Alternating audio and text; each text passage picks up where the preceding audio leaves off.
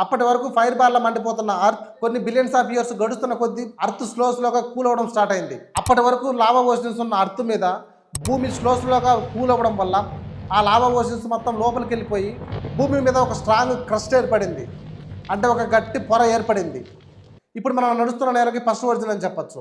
But అప్పటికి కూడా earth కంప్లీట్గా కూల్ అవ్వలేదు. అగ్నిపర్వతాలు ఎక్కడికెక్కడ బ్లాస్ట్ అయ్యి లావా ఎగిసిపడుతూనే ఉండేది. లావా అలా పారుతూనే ఉండేది. దానివల్ల విషవాయువులు carbon dioxide, methane, nitrogen, ammonia బయటకు వస్తూనే ఉండేవి. బట్ ఇక్కడే ఒక అద్భుతం జరిగింది. అక్కడే మానవ మనుగడికి బీజం పడిందని చెప్పొచ్చు. అదేంటంటే అలా అగ్నిపర్వతాలు బద్దలై విషవాయువులను రిలీజ్ చేయడమే కాకుండా వాటితో పాటు నీటి ఆవిరి కూడా బయటకు వచ్చింది.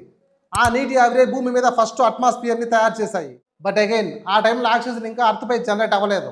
అలా అగ్నిపర్వతాలు పేలడం ద్వారా వచ్చిన నీటి ఆవిరి మెల్లమెల్లగా ఆకాశం చేరింది. ఈలోగా అర్త్ టెంపరేచర్ కూల్ అవ్వడంతో ఆకాశం చేరిన నీటి ఆవిరి కండెన్స్ చేసినాయి, వానలు కురిశాయి. వానలంటే ఇలా వచ్చి ఒక 10 నిమిషాలు లేదా ఒక గంట కురిసి వెళ్ళిపోవడం కాదు. బీభత్సంగా ఏకదాటిగా కొన్ని కోట్ల సంవత్సరాలు కంటిన్యూస్ గా కురిసినటువంటి భారీ తుఫానులు, ఆ నీళ్ళని కలిసి ఇప్పుడు మనం చూస్తున్న సముద్రాలు ఏర్పడ్డాయి. ఆ సముద్రాల ఫార్మేషన్ అర్త్ లైఫ్ సైకిల్లో ఒక టర్నింగ్ పాయింట్ అని చెప్పొచ్చు.